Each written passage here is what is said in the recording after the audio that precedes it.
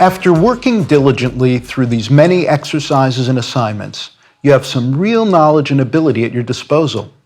You'll likely want to put it to use to make drawings that speak to your own concerns and ambitions.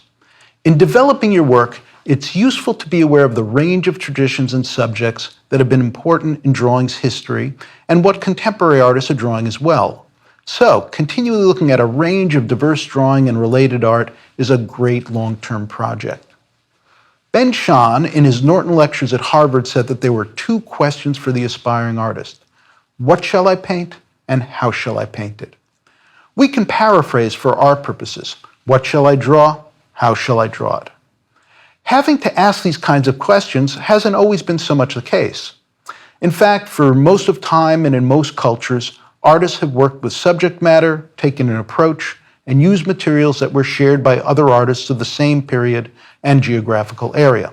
Now, that's not to say that all art before relatively recent times was geographically homogeneous, but it was much more so than what we find today in most places, and there are good reasons for this. Most societies were more homogeneous, religiously, culturally, and importantly, visually. At the click of my mouse, I can look at examples of art from any place and any time period, from prehistoric cave drawings to what's going on in the galleries in New York or Berlin. Even on my phone, I have access to more images of every kind imaginable than I could consume in a lifetime. Leonardo, or the Yuan dynasty, Zhao Fu, or even a relatively recent figure like Picasso had nothing remotely similar. So we live in a time of great visual plenty and great visual diversity. Another very important factor is that many artists in many cultures made a kind of art for an existing marketplace. In Europe, during the Renaissance, the Catholic Church was a wealthy and powerful client that needed imagery. So artists contracted to paint Madonnas and crucifixions, or they contracted with kings, queens, and princes to paint their portraits. These artists were business people. They were making products for purchase by clients. And so the question wasn't so much what kind of art do I want to make, but instead, what does my client want? Very different from the romantic idea of the bohemian artist, or the artist as counterculture figure, someone critical of hierarchical institutions. In Renaissance Europe, successful artists were at least nominally aligned with church and state. And if we think of the carvings on a Mayan temple or Indian temple or on a native North American totem, this is all art that's related to a culture's particular visual language and related to a broader religious and/or historical context and narrative. The point is that the model of the artist making his or her own art on spec is a relatively new phenomenon. And because so many recent artists have made whatever they wanted, many have made very different looking things.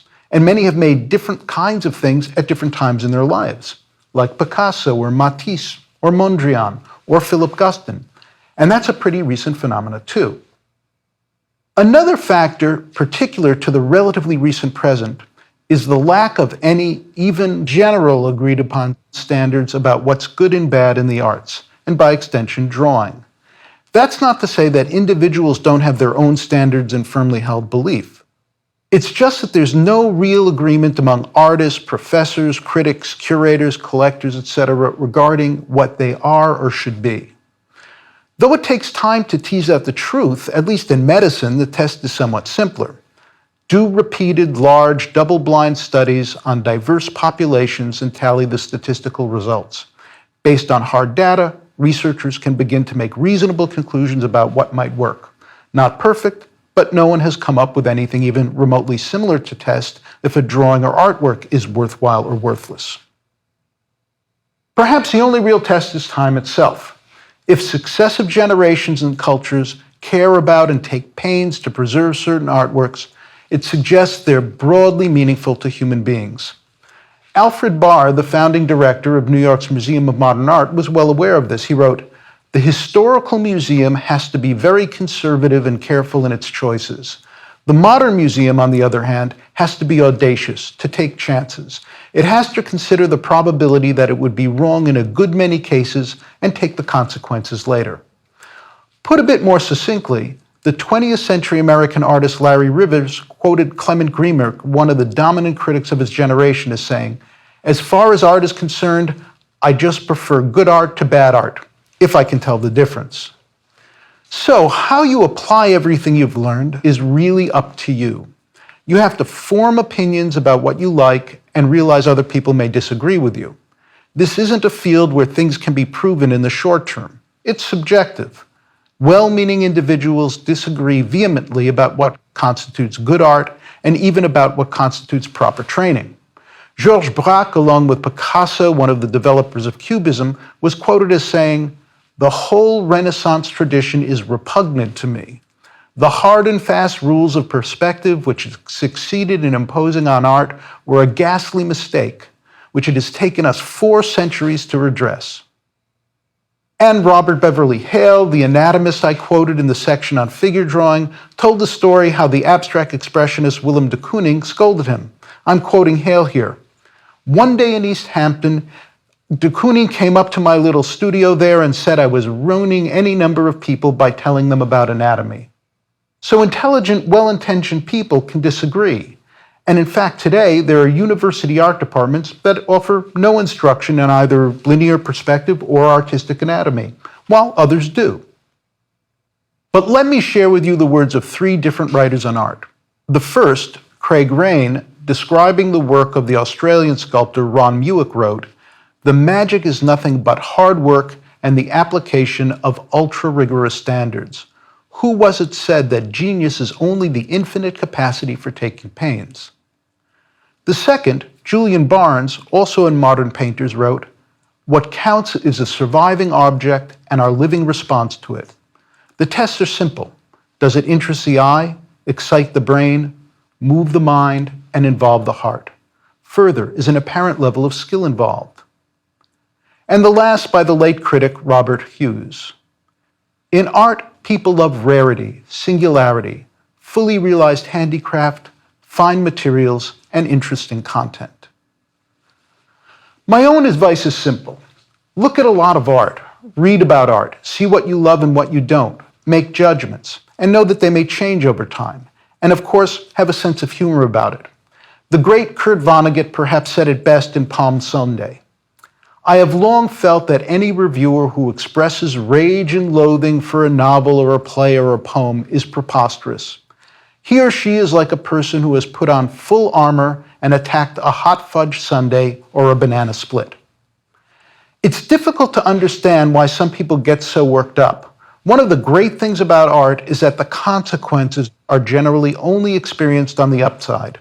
A bad drawing can't really hurt anybody. In trying to understand drawing and painting, it's been useful to me to take a broad historical perspective. And I'd like to trace back to where we began in the first lecture, to the Blombos Cave, and bring us forward to the present, considering some of the major changes in this field. Many people are surprised to learn that artists, at least the artists I've known, and I've known many, both personally and through their writings, don't think about style. I've never had a discussion with another artist about this. It's not a concept we use. It tends to be something art historians talk about. And often when I meet someone who's not an artist, after they've asked me what I do, the second question is, what style do you do? While I haven't met artists who talk about style, many talk about pictorial space. On this subject, I've had hours and hours of discussion, because considerations and differentiations of approach in regard to pictorial space is really at the core of so much drawing and painting. And it's at the heart of Braque's complaint. He's not railing against the style, but against the system for configuring space in a drawing, linear perspective. So that's telling. And we can really chart the whole history of art from this perspective. Going back to that 80,000-year-old drawing incised on a piece of ochre, we noted line, shape, value, and pattern. And if you know what to look for, there's even a bit of volumetric illusion. And what we might even argue is the first optical illusion or spatial ambiguity. You could consider it a pattern of flat lines, or as a drawing of prisms seen from the right, or contradicting this, a drawing of prisms seen from the left. But I have no idea, no way of knowing if the person who made this perceived the illusion of volume here. Fast forward 50,000 years and we get line and value, and we even get overlap. But again, I have no idea if the person or persons who drew the horse heads was thinking about space in this way. Forward about another 27,000 years. Now we have line, shape, value, pattern, and color. And we have a clear embrace of spatial illusion. We can say with certainty that overlap is being employed to signal spatial depth. One hand in front of the harp strings, another behind. But otherwise, the world is pretty flat, and everything's a mashup of points of view. The god's torso is seen straight on, the legs and feet profile. Move forward another 2,000 years, and we have line, shape, value, pattern, color, and overlap. And we have shapes that tilt back into space, parallelograms and ellipses. And human beings have clearly discovered a lot about the compositional use of color and value. It boils down to using high contrast events of value and color to bring out the figures, and much more muted value and color contrasts in the ground. Do this and we'll pay more attention to the people every time. But, like the Egyptian stele, the ground is still flat, and the world's made up of a mashup of points of view. Shoot forward another 200 years and the list gets longer. We have line, shape, value, pattern, color, overlap, and oblique shapes as before, but we get something new. The flat grounds pop 3D. We have space constructed out of planes. We have a back wall, a side wall, a ceiling. The table has a top plane and related side planes, as does the bench. But there's more. The table and bench show the effects of light. More light on the top planes, less on the side planes. And we get similar, if less confident, modeling in the drapery and in the heads and hands. A brief 175 years later, and we get the unified theory of line, shape, value, pattern, color, overlap, oblique shape, and value is light creating volume in space. Not to mention a lifelike and predictable spatial recession, including both linear and atmospheric perspective, and moreover, an embrace of neutral color. Look at the walls, ceiling, and tablecloths. We haven't really seen that yet. That's unnameable color. Artists and their clients or patrons, at least in Europe, were pretty happy with this accumulation of riches, and they spent the next 400 years or so playing with this idea of pictorial space. A drawing or painting was essentially like the inside of a box. Even in the landscape, the box metaphor holds. Eakin's watercolor was done about 375 years after Leonardo painted his Last Supper, and shares many of the same hallmarks. And then things began to change. Van Gogh painted the Night Cafe 15 years after Eakins did his watercolor. It's now 1888. Now we know that Van Gogh was respectful of linear perspective, but it's as if the tidy Renaissance box had been kicked about, abused. The planes got bent and squashed, mangled. The colors pumped up to levels having more in common with Ugolino's Last Supper than with Leonardo's. And look at the figures, furniture, and walls. Even though we see the lights and the dominant cast shadow of the pool table, we don't really see the effects of light on form, not on the figures, not on the furniture, and not on the wall planes. And the surface is animated and the space is partially flattened by all the excited mark making and texture that sits on the surface, not in it. 6 years later, 1894, Monet paints this version of the Rouen Cathedral. The world gets flatter yet. The severe cropping pulls the verticals framing the cathedral's door right onto the picture plane. And the limited value range, no chiaroscuro, adds to the flatness. Another 6 years to 1900, and Cézanne paints this still life. Look on the right. You'll note that the side edges of the table are more or less parallel. They're not receding to a vanishing point, hearkening back to Ugolino and the court of Emperor Huizong. And the glass is not symmetrical. It looks like it has kind of two sets of vertical edges, out of focus, vibrating. And the picture isn't sitting securely on the table. It's about to tip over. Even the back edge of the table's amiss. Both the left side and the right side tilt down towards the center, and the left side is higher than the right. The table's kind of caving in. And this is a guy who said, treat nature by the cylinder, the sphere, the cone, everything in proper perspective so that each side of an object or a plane is directed towards a central point. You'll remember that the fundamental Renaissance discoveries that led to people being able to get things right were based on an apparent contradiction. What these artists found was that if you closed one eye, always the same one, and measured carefully and tabulated the results on the page, voila, it looked like the way we think we see with two eyes. But what if you actually looked at your subject with two eyes and tabulated those results? Or what if I had paid attention to the way one eye was seeing and then switched to the other? Do this with me for a minute. Hold a finger, about 10 to 12 inches in front of your nose. Close one eye, then the other, and alternate them rapidly. Looks a lot like Cézanne's glass, doesn't it? And this is rather interesting. As we walk around, we think we're seeing a clear, steady, single photographic image. Of course, we're not. The reality is that we're constantly seeing two distinct images at the same time, representing two distinct points of view, one several inches away from the other. You'd think it would drive us crazy. The reason why we can spear a piece of food on our plate or drive into the garage instead of into the garage door is that our software is straightening all this out for us. Our reality is that we're seeing one image, though the reality is different. It's now 1910. Picasso had a great eye, or really two, and a great visually analytic mind. He could see what someone was up to and grasp where it could lead if you followed it the next several steps.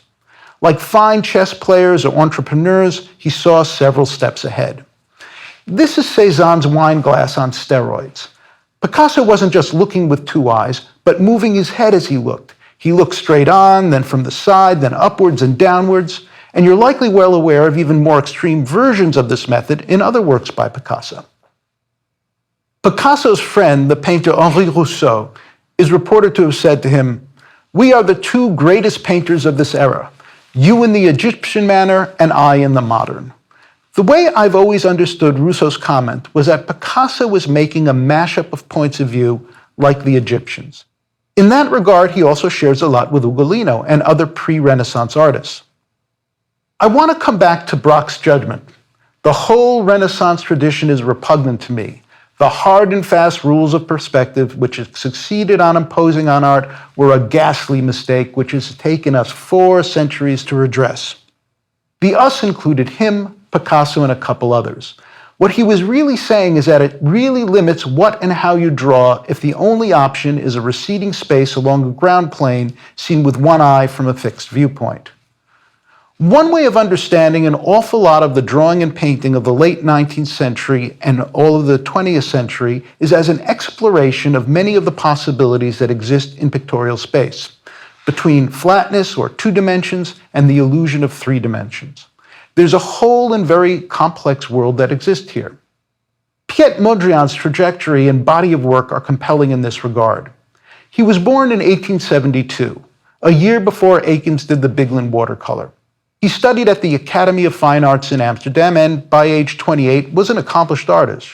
Many of his early works were landscapes, like this one.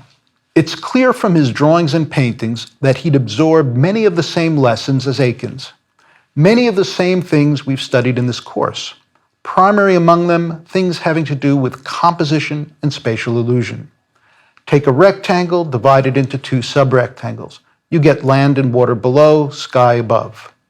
Associate the main subject, a windmill and trees in the Mondrian, or a guy rowing a scull in the Akins, with a vertical half. Move the viewer back through space in the lower rectangle, use greater saturation and clarity of edge in the foreground, less to recede. Atmospheric perspective. And overall, use subtle neutral color and group your color in a reasonable palette. We could view both as examples of double complementary palettes.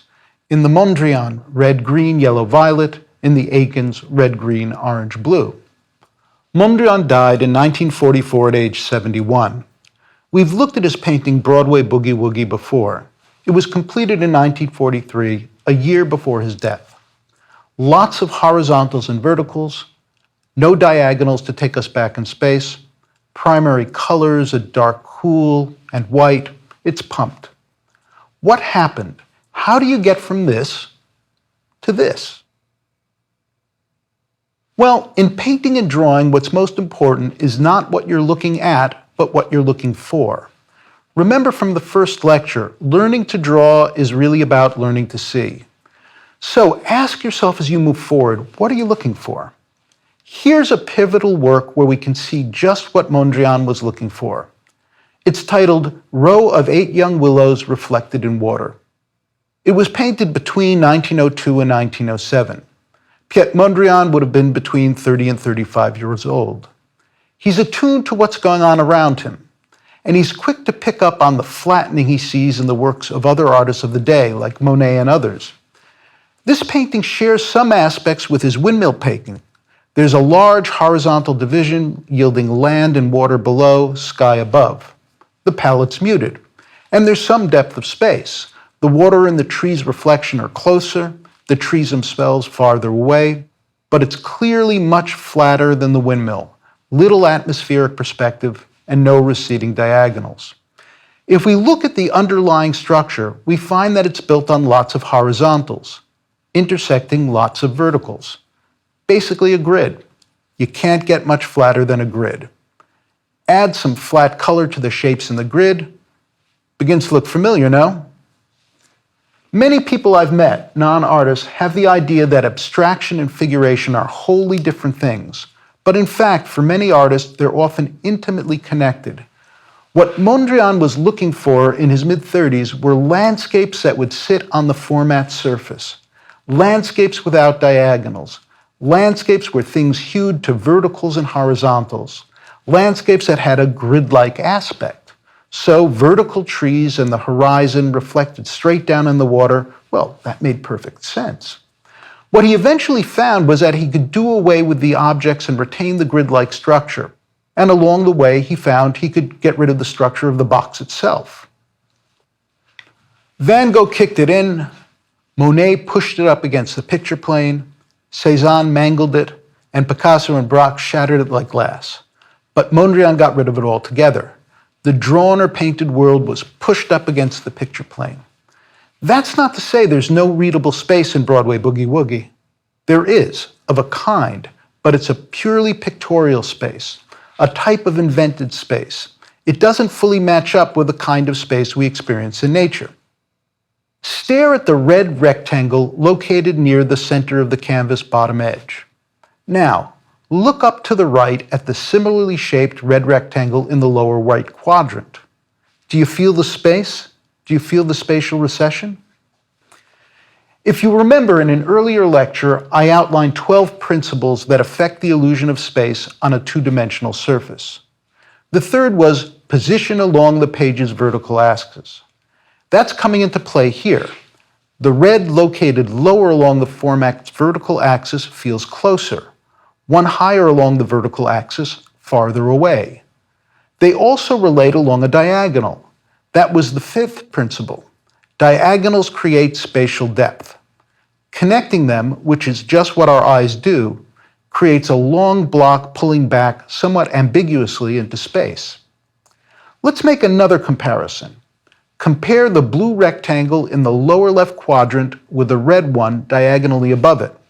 Can you feel them flipping back and forth? First the blue one feels forward, then the red.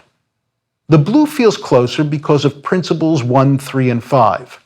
It's lower along the vertical axis.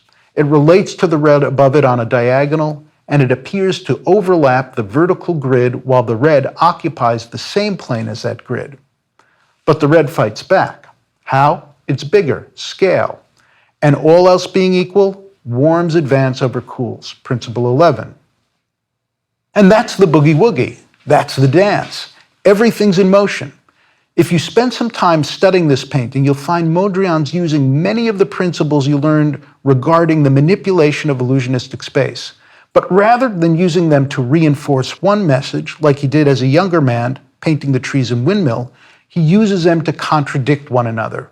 And we refer to this as ambiguous space. One visual maneuver seems to suggest X is in front, another that it's behind. Put something lower in the format so it appears to be forward, but also put something bigger above it in such a way as to contradict that visual assertion. Starting in the late 19th century, many artists were in one way or another interested in the idea of ambiguous space. It's at the core of a lot of abstraction. As we noted earlier, when we looked at the stela, we could read it as essentially flat, a bunch of stripes on a surface, and we could also read it as 3D. We could read each vertical half as a room receding into space, or conversely, as if we were looking down at a pyramid, or we could read one side as a room, the other as the pyramid. And there's another possibility between 2D and 3D. We could read the central diamond and the two half diamonds flanking it as overlapping a wall of horizontal stripes. Or we could read two hourglasses overlapping a wall of vertical stripes. These ways of thinking, this questioning of the kind of space codified in the Renaissance, didn't just affect abstraction, they changed the way many artists thought about representation. Jasper Johns famously drew and painted flags, targets, letters, and numbers. One way of understanding this is that if you want to make a truthful drawing or painting, or one might say a realistic drawing or painting, it should be flat. Why? Because a piece of paper is really flat, as is a stretched canvas. That's the reality. So paint things that are flat to begin with. Or even invert the Renaissance window by having the flat thing project into the space of the real room. That's just what Johns did in his iconic painting, Three Flags. This isn't the illusion of space, it's literal space. But he's playing with us too. As the flags get closer, they get smaller, the inverse of what we should reasonably expect by pictorial convention. While often representational, Johns would not be considered naturalistic. He purposely avoids most spatial illusion. There were other artists, though, who wanted to pursue illusionistic representation, but were also profoundly affected by many of the visual ideas that we see in abstract artists like Mondrian and Stella. We've seen how Giorgio Morandi would push and pull space. The negative shapes between the bottles, the ground swells forward, while some of the bottles dematerialize into the ground. And Richard Diebenkorn also accentuates the negatives. Part of this is a result of his often severe cropping or near cropping of the figure. In this instance, the figure on the left at the elbow, head, and foot, and the figure on the right at the knee and calf. That produces the flat, puzzle-shaped negatives around the figure. This is reiterated in his treatment of value, little chiaroscuro. That creates volume, more local value to reiterate flat shape. William Bailey also sends mixed signals. While the objects are modeled, none of these objects have top planes. There are no ellipses, no curving cross contours. The cross contours are nothing more than horizontal lines. The shapes and cross contours say flat, say 2D. The modeling says 3D. And we find many of the same ideas I've been discussing at play in this pastel by Norman Lundin. It's both highly abstract and highly representational. You'll notice that just about everything is either horizontal or vertical, a lot like the Mondrian. We even get the reflection of the table in the floor, like Mondrian's cheese. More horizontals and verticals, very grid-like. And like the Johns, we get a rectangle inside a rectangle. And like the Bailey, the object, the table, has almost no visible top plane, robbing it of dimension. But in deference to the 3D, we get the subtle cast shadow of the table leg diagonally describing the depth of space under the table. And we get the diagonal floorboards receding to a vanishing point. Mixed messages. And Chuck Close famously combines naturalistic representation with a grid, kind of like Akins meets Mondrian. In the final lecture, we'll talk about a number of projects that will let you build on what you've learned and help you experiment with a range of approaches with the goal of helping you find areas that are of particular interest to you. And reflecting on this discussion, they'll incorporate a range of spatial approaches.